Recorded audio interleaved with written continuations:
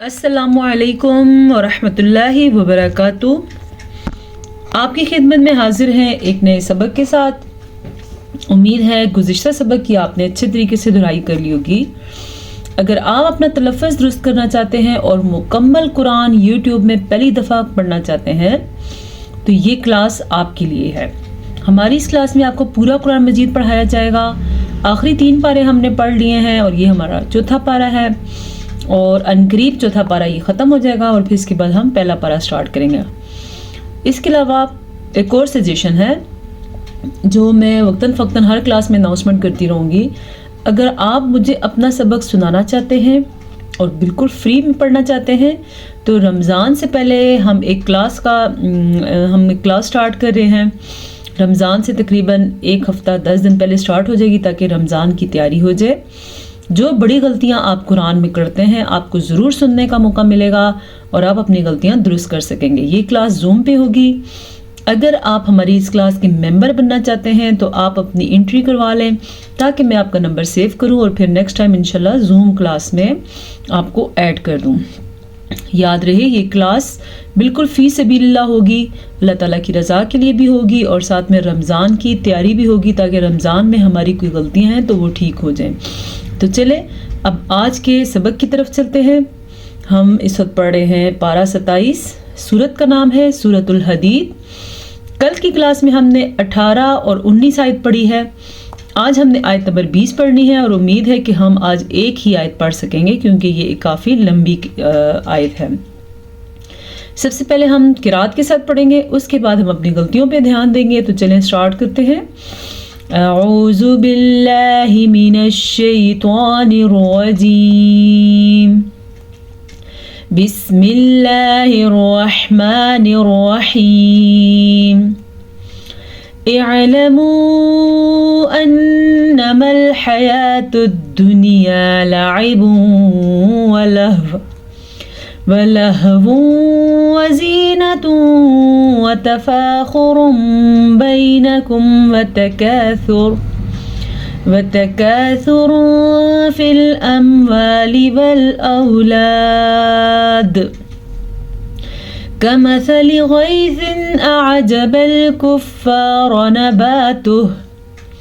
नबातुहु सुम्मा यहीजु फ़तराहु मुस्फ़र्रा सुम्मा यकूनु हुतामा वफ़िल आख़िरति अज़ाबुन शदीदुन व मग़फ़िरतुम मिनल्लाहि व रिज़वान वमल हयातुद दुनिया इल्ला मताउल गुरूर। सदक़ल्लाहुल अज़ीम। इअलमू अन्नमल हयातुद दुनिया। इअलमू, आइन और हमज़ा इन दोनों की आवाज़ अलग मखरिज से निकलती है तो इसीलिए हम इसको एक मखरिज से नहीं निकाल सकते। कहने का मतलब यह है अक्सर लोग इसको पढ़ते हैं एलमू या पढ़ते हैं एलमू, दोनों गलत हैं। ना तो इसको हम आइन के साथ पढ़ सकते हैं ना इसको सिर्फ हमज़ा के साथ। हमज़ा और आइन दोनों की आवाज़ें अलग अलग मखरिज से निकलती हैं। हम इसको पढ़ेंगे एलमू, ठीक है। देखें पहले मैंने अलिफ की आवाज़ निकाली और फिर मैंने आइन की आवाज़ निकाली। लाम के ऊपर ज़बर है, लाम को लंबा नहीं करना आपने। अक्सर लोग ज़बर ज़ेर पेश को लंबा करते रहते हैं, यानी कि पढ़ते हैं एलामू। आपने ये काम नहीं करना। एलमू, ठीक है। मद लंबी करनी है क्योंकि ये मद 3 अलिफ के बराबर है। तकरीबन 2 से 2.5 सेकंड तक इसको लंबा किया जाता है। अन्नमल हयातुद दुनिया। अन्नमल, याद रखें जब भी नून के ऊपर शद आ जाए या मीम के ऊपर शद आ जाए तो वहाँ पे गुन्ना लाजमी है। ٹھیک ہے. جیسا کہ غنہ اس آواز کو کہتے ہیں، یعنی نون کے اوپر ہم ٹھہر جاتے ہیں اور آواز خود بخود ناک میں چلی جاتی ہے. آپ کو خود لے کے جانے کی ضرورت نہیں ہے، خود ہی رکنے کے ساتھ، نون کو ادا کرنے کے ساتھ، میم کا غنہ ادا کرنے کے ساتھ آواز ناک میں چلی جاتی ہے. کیسے؟ ان. یہ جو آپ کو ان لمبا کرنے میں جو رکنے کی آواز ہے، یہ اسی کو غنہ کہتے ہیں. انما الحیات الدنیا، یہ حیات الدنیا نہیں ہے. اکثر لوگ اس کو پڑھتے ہیں حیات الدنیا. یہ جو آپ کو حا نظر آ رہا ہے، اس کا تلفظ ہے حا. حا جس کو کیا پڑھیں گے؟ حیات الدنیا. ٹھیک ہے.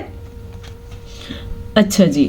لعب ولہو وزینت وتفاخر.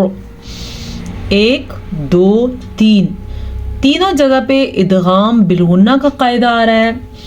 تھوڑا سا میں پھر بتانا چاہوں گی ادغام بالغنہ کیا ہوتا ہے، لیکن اس سے پہلے لام کو لمبا نہیں کرنا، عین کو لمبا نہیں کرنا. لام کے اوپر اگر کھڑی زبر ہوتی تو پھر تو ہم اس کو لا پڑھ لیتے. اگر عین کی بعد نیچے کھڑی زیر ہوتی تو اس کو عی پڑھ لیتے. یعنی اکثر لوگ پڑھتے ہیں لعیبوں، دونوں غلط ہے. ہم اس کو پڑھیں گے لعیبوں. لام اور عین دونوں کو لمبا نہیں کرنا. تنوین کے بعد 2 زبر 2 زیر 2 پیش کے بعد یا نون ساکن کے بعد، یہ ہمارے پاس ہے تنوین. اور نون ساکن کہتے ہیں جب بھی نون کے اوپر ساکن آ جائے. دیکھتے ہیں ہمارے آج کے سبق میں نون ساکن کہاں پہ آ رہا ہے. مجھے فی الحال نظر نہیں آ رہا، ہو سکتا ہے ہم نے پڑھا ہو، لیکن چلیں گزشتہ اسباق میں ہم نے پڑھا ہے اور کافی دفعہ پڑھا ہے، بار بار پڑھا ہے. نون ساکن کہتے ہیں جب نون ہو اور اس کے اوپر ساکن ہو. ساکن اس کو کہتے ہیں، یہ بھی نون ساکن ہی ہے، لیکن یہاں پہ دنیا پہ کوئی قاعدہ نہیں بن رہا، یہ نون ساکن ہے. اگر نون ساکن کے بعد والا حرف واو ہو، یا ہو، نون ہو، میم ہو، یا تنوین کے بعد والا حرف یا میم واو نون ہو، تو پھر ہم ان کو آپس میں ملا دیں گے. ملانے کے ساتھ ساتھ غنہ بھی کریں گے. اب یہ تنوین کے بعد واو آیا ہوا ہے، پھر تنوین کے بعد واو آیا ہوا ہے. اگر واو کے بجائے یہاں پہ نون ہوتا تب بھی ادغام بالغنہ کا قاعدہ ہو رہا. نون ہوتا تو بھی ادغام بالغنہ ہوتا، یا ہوتا تو بھی ادغام بالغنہ ہوتا. بہرحال ہمارے پاس ابھی ہے واو. تو ادغام کا مطلب ہے ان کو آپس میں ملانا اور غنہ کرنا، اسی لیے اس کو ادغام بالغنہ کہتے ہیں. اب دیکھیں ہم کیسے ملائیں گے اور کیسے غنہ کریں گے. لعب ولہو وزینت وتفاخر. سمجھ آئے گی بات کی؟ ادغام بالغنہ ہو رہے ہیں. وتفاخر بینکم. اب یہاں بھی نون تنوین تو ہے تھا، لیکن بعد والا حرف نہ تو یا ہے، نہ تو میم ہے، نہ تو واو ہے، نہ تو نون ہے. اگر یا میم واو نون ان چاروں میں سے کوئی ایک حرف ہوتا تو یہاں بھی ادغام بالغنہ ہو جاتا. یہاں پہ ہے با، اس کا بھی ایک قاعدہ ہے. اس قاعدے کا نام ہے ادغام بالغنہ. اس قاعدے کا نام ہے اقلاب. وہ کس طرح ہوتا ہے؟ نون ساکن یا نون تنوین کے بعد با آ جائے، صرف ایک چیز ہی با. یہاں پہ تو 4 لفظ تھے نا، یا میم واو نون، یہاں پہ صرف با. سب سے آسان قاعدہ میرے خیال سے نون ساکن اور نون تنوین کا یہی ہے. تو ایسا نون ساکن کے بعد با آ جائے یا نون تنوین کے بعد آ جائے، دونوں صورتوں میں نون ساکن یا تنوین کو میم میں بدل دیں گے. ٹھیک ہے، نون ساکن یا میم نون تنوین کو، یہ دیکھیں چھوٹا سا میم نظر آ رہا ہے، میم میں بدل جائے دیں گے اور غنہ بھی کریں گے. اور تنوین کے بجائے پھر میم کی آواز آئے گی. کیسے؟ وَتَفَاخُرٌ بَيْنَكُمْ. اگر میم نہ ہوتا تو ہم پڑھتے وَتَفَاخُرٌ بَيْنَكُمْ، ایسا ہی ہے نا، لیکن میم میں بدلنے کی وجہ سے ہم پڑھیں گے وَتَفَاخُرٌ بَيْنَكُمْ. ٹھیک ہے، اس قاعدے کا نام ہے اقلاب. اس قاعدے کا نام تھا ادغام بالغنہ. ادغام کی 2 اقسام ہیں، یہ قسم نمبر 1 ہے.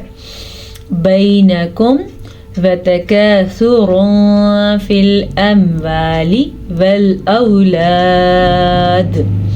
یاد رکھیں جب بھی نون ساکن آئے گا یا تنوین آئے گا تو ضرور کوئی نہ کوئی قاعدہ بنے گا. پہلی آیت جو پہلے اسٹیپ ہوتا ہے اس میں کافی چیزیں آ جاتی ہیں, آگے پڑھنا آسان ہو جاتا ہے, اس لیے آپ نے گھبرانا نہیں ہے.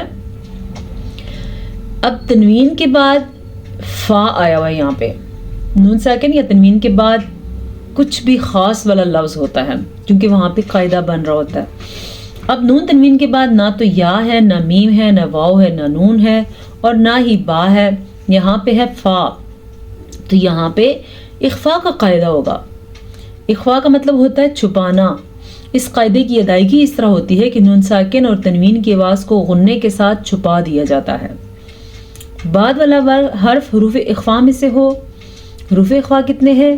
15. دھیان فرمائیں, پرانے اسٹوڈنٹس کو آتا ہے وہ میرے ساتھ ساتھ بولیں کون کون سے ہیں, اور جو نئے اسٹوڈنٹ ہیں وہ اپنے پاس لکھ لیں. جی پرانے اسٹوڈنٹس, تا, ثا, جیم, دال, زال, زا, سین, شین, صاد, زواد, طوا, زوا, فا, قاف, کاف.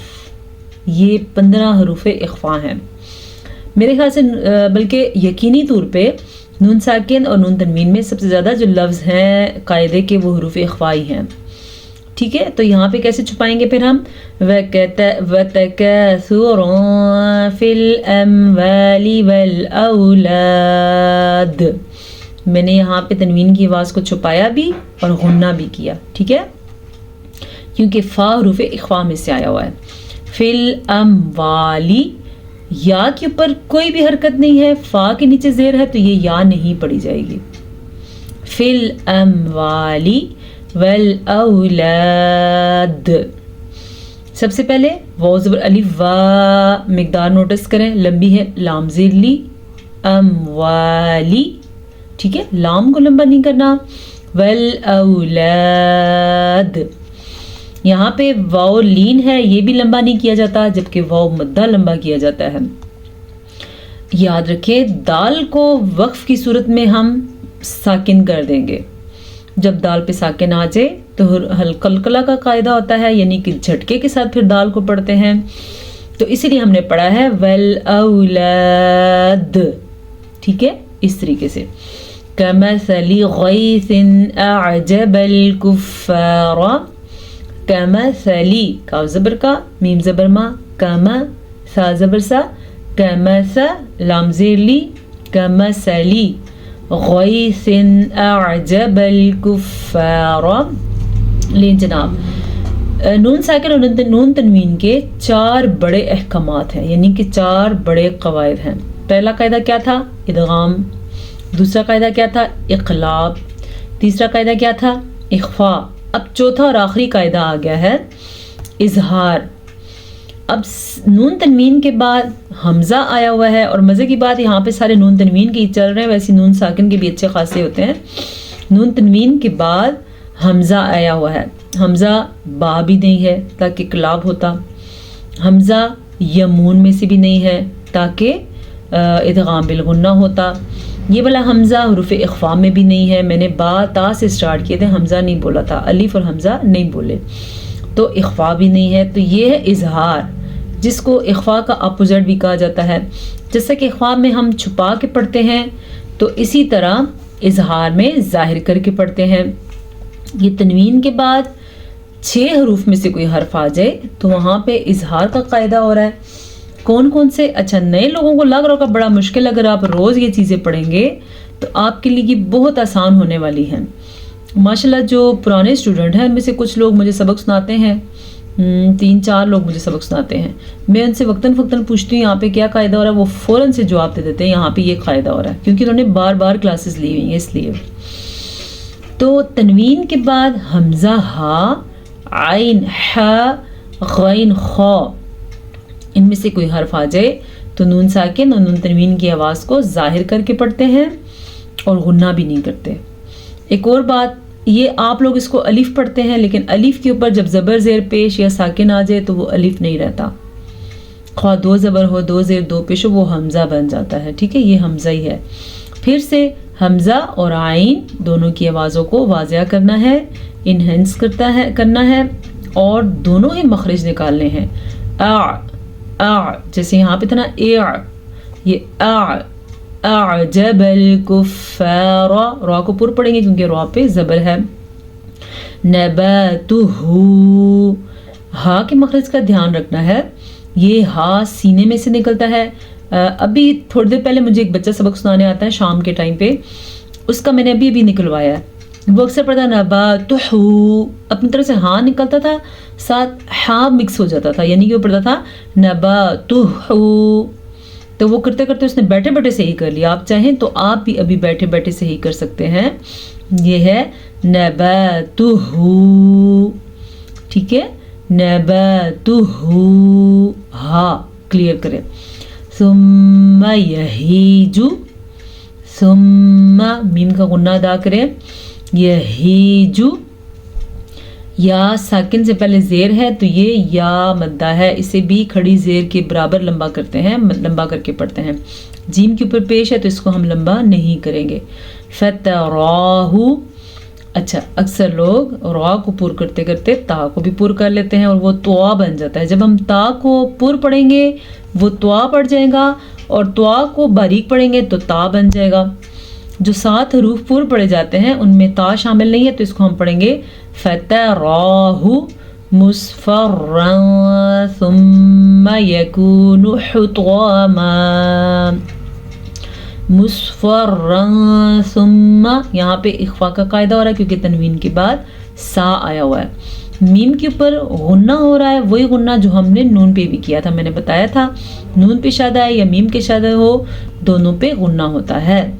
यकूनु, ये यकूनु है, अक्सर लोग इसको पढ़ते हैं यकूनु, वो भी कुरान मजीद का एक लफ्ज़ है, इसी की जमा है वो, ये वाहिद है वो जमा है, तो इसको हम वाहिद ही बनाएंगे, हम जुमा नहीं बना सकते। यकूनु हुतमा, फिर से हा के तलफ़्फ़ुज़ का ध्यान रखना है, तो को पुर पढ़ना है, और जब वक्फ करना हो तो 2 ज़बर 1 ज़बर बन जाता है अलिफ के साथ। वफ़िल आखिरती, वफ़िल आखिरती, या के ऊपर कुछ नहीं है, या नहीं पढ़ी जाएगी। खा को सही तलफ़्फ़ुज़ के साथ पढ़ना है। ये है खा, ये है हा, ठीक है, और कहाँ गई हा, ये हा है, हा, हा, और ये क्या है खा। वफ़िल आखिरती, रा के ऊपर जब भी ज़बर होगी या रा के ऊपर पेश होगी तो रा मोटी पड़ी जाएगी, अगर रा के नीचे ज़ेर होगी तो रा बारीक पड़ी जाएगी। ठीक हो गया। अज़ाबुन शदीदुन व मग़फ़िरतुम मिनल्लाहि, यहाँ पे इख्वा का कायदा हो रहा है क्योंकि तनवीन के बाद हरूफ इख्वा जो 15 हैं उनमें से शीन आ रहा है। यहाँ पे इदगाम बिलगुन्ना का कायदा हो रहा है क्योंकि नून तनवीन के बाद यमून में से वाव आ रहा है। कैसे होगा गुन्ना? शदीदुन व मग़फ़िरतुम मिनल्लाहि, ये भी इदगाम बिलगुन्ना है। अभी तक आप वाव की मिसालें पढ़े थे, अब आगे भी तनवीन के बाद यमून में से मीम, तो इसको हम पढ़ेंगे व मग़फ़िरतुम मिनल्लाहि। लफ्ज़ अल्लाह को पुर करेंगे क्योंकि लफ्ज़ अल्लाह से पहले हर्फ पे ज़बर है। ठीक है।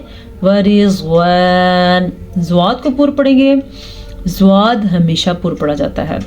7 ऐसे हरूफ हैं जो हमेशा मोटे पढ़े जाते हैं। ज़्वाद है, गैन है, खा है, क़ाफ है, मोटा क़ाफ, स्वाद, ज़्वाद और त्वाज़वा, ये 7 हरूफ हैं जो हमेशा ही मोटे पढ़े जाते हैं। वमल हयातुद दुनिया इल्ला मताउल गुरूर। अच्छा, वमा हयातुद दुनिया नहीं पढ़ना आपने, मीम का अलिफ ख़त्म हो गया, मीम को लाम के साथ जोड़ना है।